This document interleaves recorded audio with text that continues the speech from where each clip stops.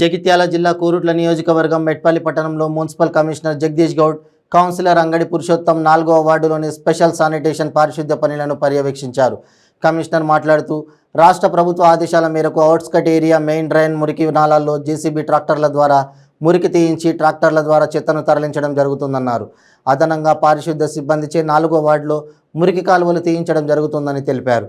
ప్రజలందరూ చెత్తను మురికి కాలువలో పడేయకుండా మున్సిపల్ వాహనాలను అందివ్వాలని కోరారు.